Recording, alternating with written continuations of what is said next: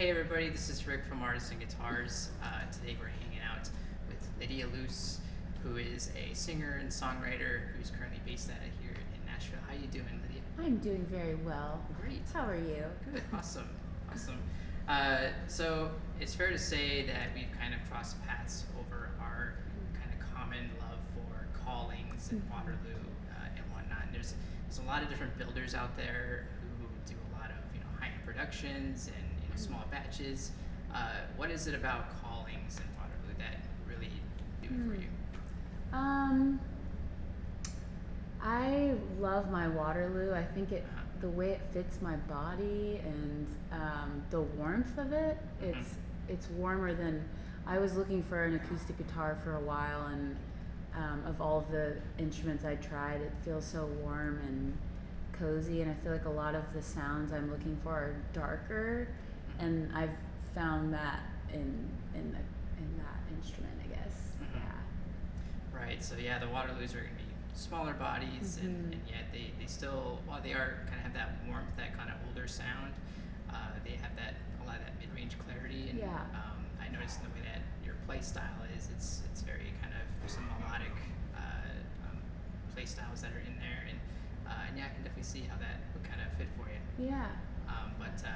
So we're gonna have you play a few songs today for us, and we kind of someone picked out with you a few different guitars. But this one here is an OM3 from Collings, and it's got a lot of different custom appointments. It's got a figured mahogany back, which is gonna be all flamey, and Flames. Flames for days. So beautiful. Wow, I didn't even notice this. Yes. Yeah, that's all. Amazing. Yes, that's all from the 3 style as well. Those are all like little individual like pieces of wood that are in there. If you look real closely, all like the red and green stuff. So simple. Yeah. So and the top there is going to be a bear claw Engelmann top, which you don't see very often at all. Which was kind of, that piece of wood was kind of handpicked by us and then used by Collings on that. And then yeah, you got the abalone rosettes, you got the Dalmatian pickguard, and Bill wanted to move the Collings logo on the 12th fret there. That's cool. Yep, and then you also have the custom inlay on the headstock as well. So that guitar is pretty much custom, almost head to toe on that one there. I feel like I'm learning about it as you're saying it. I'm like, oh yeah, I didn't. Wow. Yeah. Yeah. All the details matter, and everything kind of contributes itself towards the sound in the end. But yeah. So yeah, whenever you're ready, feel free to take us away. This is a song called Somehow.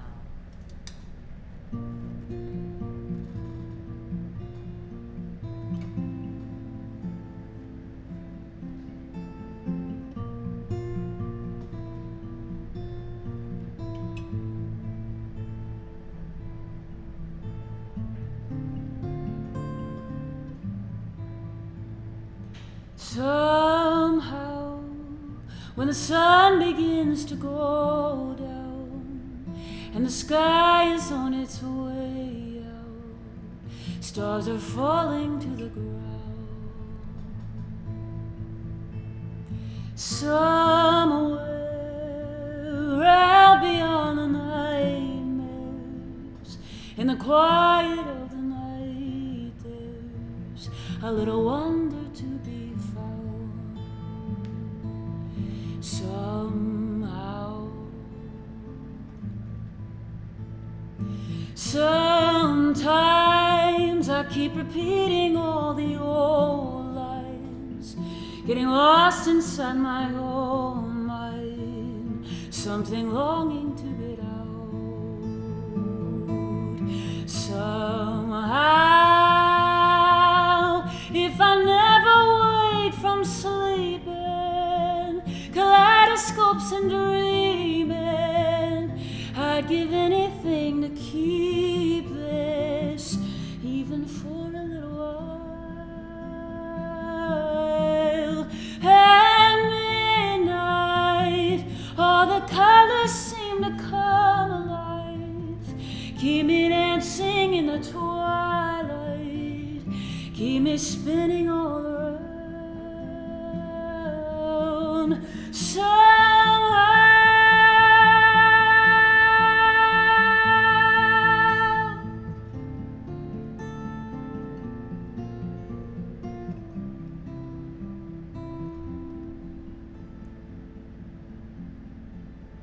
someday.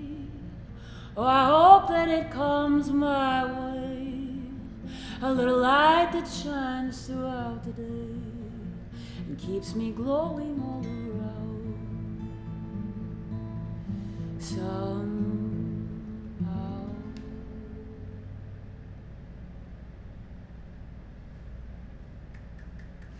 All right.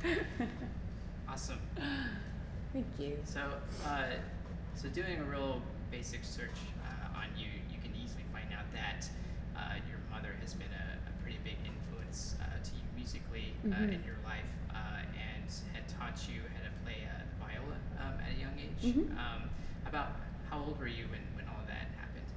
I started on, so she's a classical conductor, and she wanted my brother and I to kind of be in that world, I think. And share that with us. So I started on violin when I was 6, and then switched to viola when I was like probably a little later in high school, because not as many people play it, and then I fell in love with it. It's also warm. I like the warm sounds, I guess. But yeah. When did the guitar come into play? I started kind of like playing probably in high school, just teaching myself. Yeah. She bought me what was it? Oh, I don't remember what my first guitar was. Was it an acoustic? It was an acoustic, yeah. Electric instruments in the house weren't like, I don't know how she would have felt about that. She was very into classical music and kind of got my songwriting and influences from my dad, but yeah. Was it, when she brought you into that world, was it something that you had already expressed interest in, or was it something that she just kind of put on you and just It was that. Yeah. I want to say, like, I loved the violin since I can remember, but like in the beginning, it was very much a thing that she wanted us to do, and we practiced 30 minutes a day, then an hour a day, and she set the kitchen timer, and we really hated it. And then I loved it. I've like found my love for it on my own, and going to orchestra camps and getting to be a part of like the social aspects and community aspects of playing music, and I really grew to love it and wanted to pursue classical music and orchestral instruments, or orchestral, like a career in that. But then I started writing songs, and now I like everything. Yeah.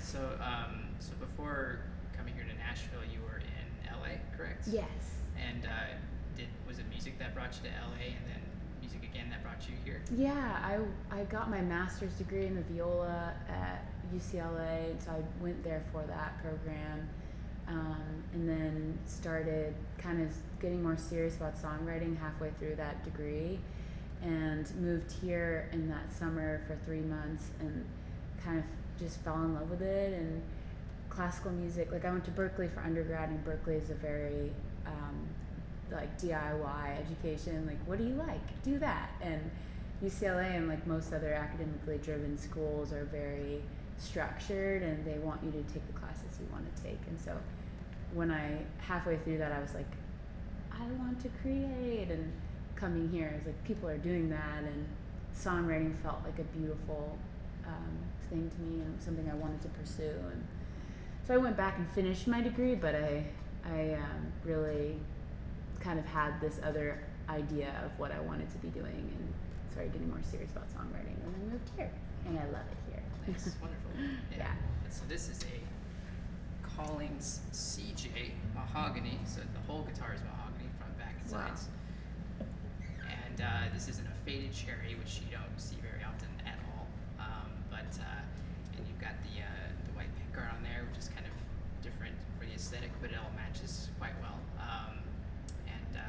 Typically these are kind of pretty punchy and dry, but this one, for whatever reason, kind of it has a bit of a wider voice, and I kind of feel like it kind of has a very well-rounded sound altogether. Cool. So this one kind of stands out as like a really killer one for us here. Awesome. It's beautiful. Yeah.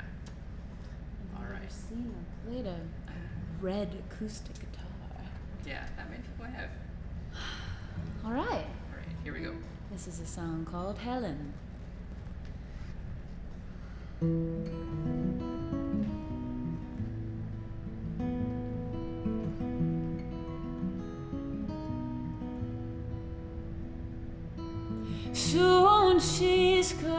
gonna blow. Her ashes falling low. Her temperament, we've seen it all before, but she's everything and more.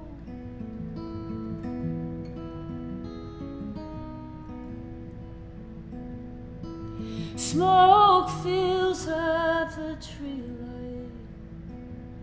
I didn't make it out on time. She's lighting up and soon she's gonna rise. And it is such a glorious sight. Oh, Helen, how you hurt me, but I will not desert thee. Call me crazy, oh, it don't faze me, 'cause I find beauty in the suffering. Oh, Helen, my Helen, you'll take me to hell and back again.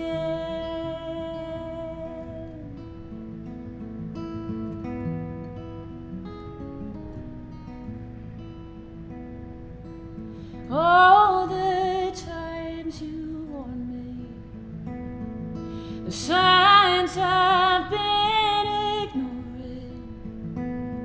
You'll tear me down, but I could never leave, 'cause I don't know who I'd be. Oh, Helen, how you hurt me, but I will not desert thee. Call me crazy, oh, it don't faze me, 'cause I find beauty in the suffering. Oh, Helen, my Helen, you'll take me to hell and back again.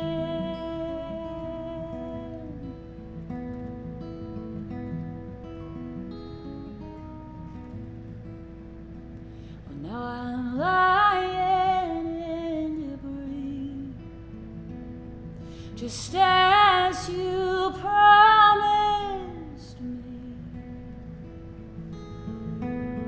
Oh, Helen, my Helen.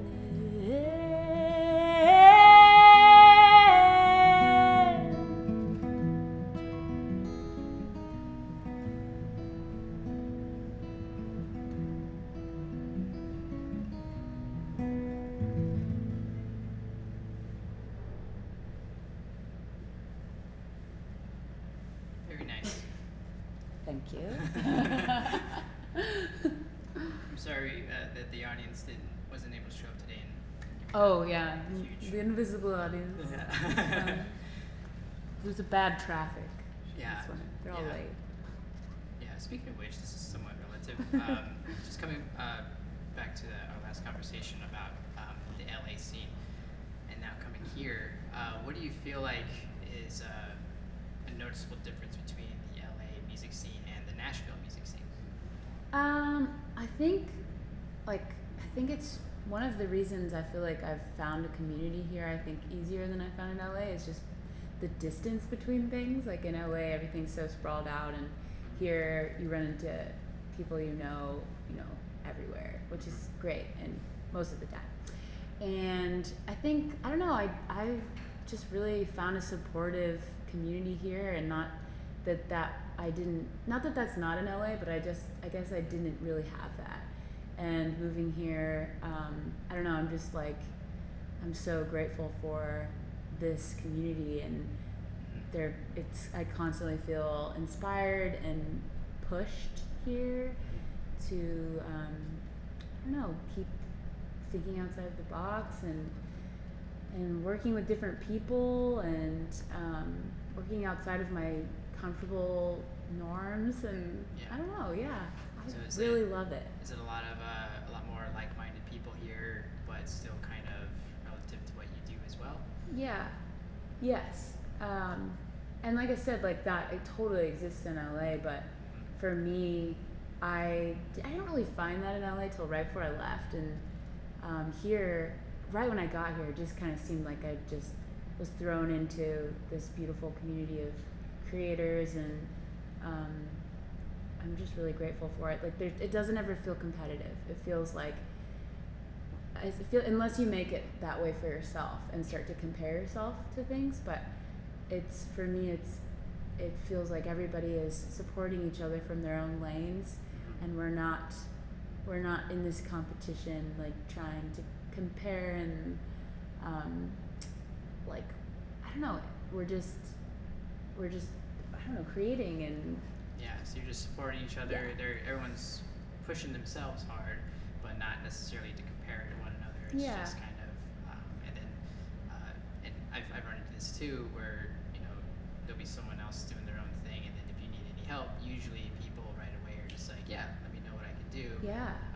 And that's such a great lesson, and asking for help is such an important thing, and something that I think is really scary at times, but every time I feel like I've crossed that barrier in myself of fear and like asked, I feel like it's always a really beautiful thing of somebody lending a hand and wanting to help, and then I want to do that for the same thing for people that ask me for help. So yeah, it feels good. I like it. I love it here. Yeah, and so you're pretty soon going to be going back to LA to work on your new album. Yes. I actually started here. Started here. Yeah, okay. we started it 2 weeks ago at Southern Ground, and I'm going back out to LA to play some shows and just be out there for a little while, create some stuff. Sing I like the sun to go. for a while. Yeah, exactly. I partially planned that in February for that exact reason. But no, I started the record here, and we're still in the midst of it, and have a couple more recording strings, of course, this week, and should be finished maybe right before I leave, probably mid-February. But it's exciting. Do you already feel a difference between this new record and oh yeah, for sure. Yeah, and I was so afraid to make this record. I feel like for the same things we were talking about of comparing, like you fall into this comparing not only to what other people are creating at this time, but comparing to what you've already created. And I feel like I'm really grateful for friends of mine and collaborators that pushed me out of my fear and pushed me out of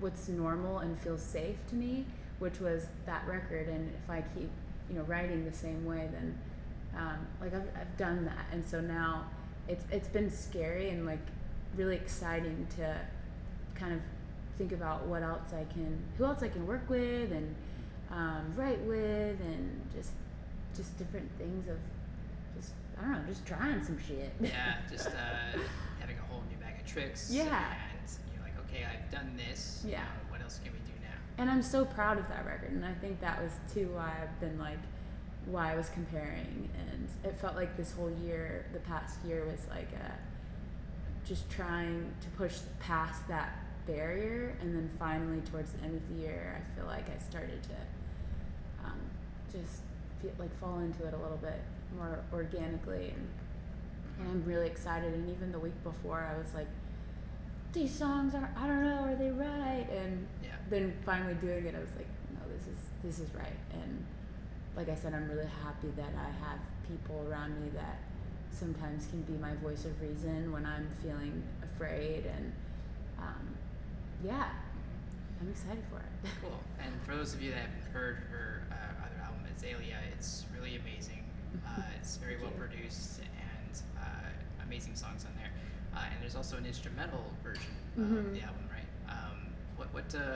What came about that idea? Like, what pushed you into doing an instrumental version? Well, the string arrangements are so beautiful, and so I have a little studio space in my house, and I just kind of took the vocals out and added viola or violin to it, and just to kind of have a different version of it and to illuminate the strings that are already on there. And there's so many layers to it, really great arrangements. And so taking the vocals out and just adding to that with strings that are already there, I think it kind of, some of the songs I tried and I'm like, I don't know about that. But then I noticed not every song was on there. So no, some of them just didn't really work. But I think the ones that I ended up through trial and error choosing sounded really cool, and it was fun to. It was fun and also kind of maybe insane. Like I'm sure you know, and a lot of people that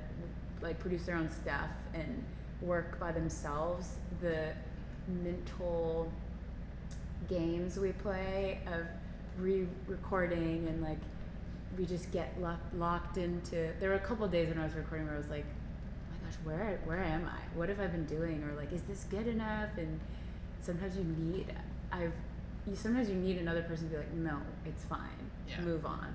Like you're going crazy because it sounds the same. Those past 3 takes sound the same, or you can just get so nitpicky when you're by yourself.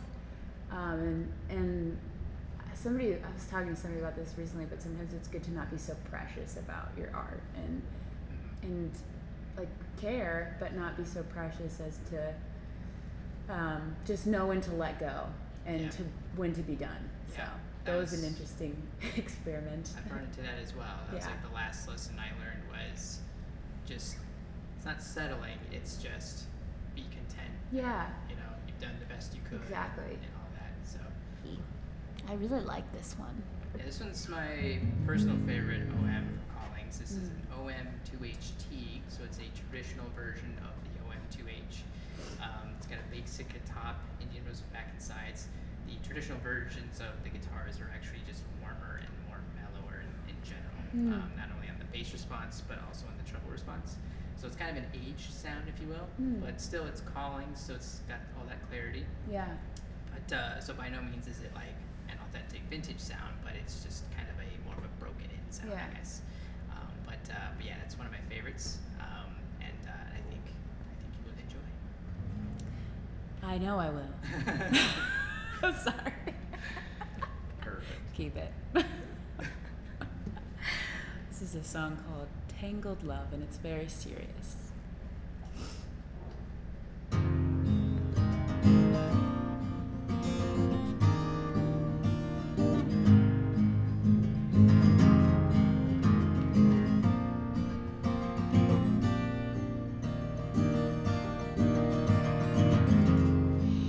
Let me in again into your world, darker than velvet, warmer than air, taking me down, but I willingly go, dancing in arbitrary motion.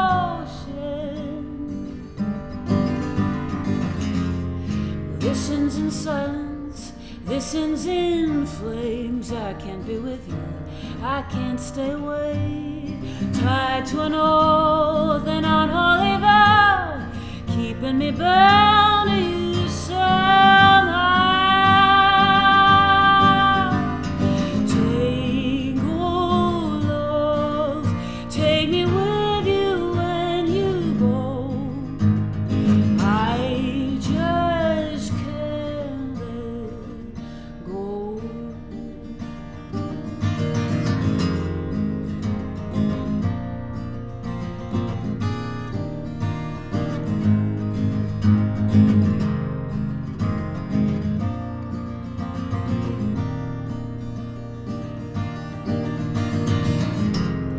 Let's make a treaty, let's call it quits. Love shouldn't feel like this. Borderline broken, bare to the bone, giving you back to the unknown. Tangled love, take me with you when you go. I just can't let go. Tangled love in the labyrinth we lie.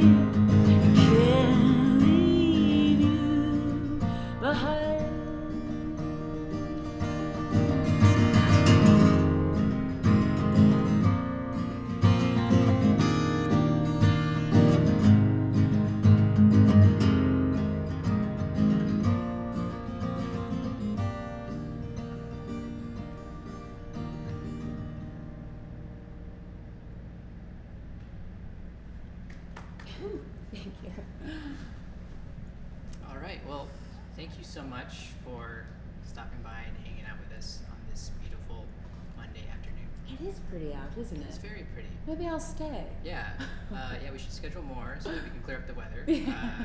'Cause it's been crap lately. But yeah, thank you so much. And for everybody out there that wants to be more familiar with you, if you can let them know what it is else that you have going on here in the near future. Yeah, I'm making a record right now, and I've been working on like the Lachlan Strings things I've told you about, and Yes. so I have a show. We just did one last Thursday, and the next one is March 5th, and it is local composers and singer-songwriters, and backed by string quartets, and who knows what else. Last Thursday we had a drum ensemble and salsa dancing and poetry. So maybe puppets. So it's a very next time. communal Yes. kind of performance kind of thing. Yes. It's very, very community based and just fun. Good fun. Yeah, absolutely. You guys should do it here. I would love that. Yeah. That'd be really cool. Yeah, we can do a whole thing with that. So, but yes, and we're excited for you to get a new Collings guitar with us as well. We won't say what it is yet, in Ooh. case you want to keep it a secret for all your followers as well, because I think that'll be a cool thing. But we're Good excited. idea. We're excited for Give it to you come credit in. for that. Things are happening, and but thank you so much. Thank you. Thanks for having me and letting me play all these beautiful guitars. Awesome. All right. Thanks, guys. See ya. Bye.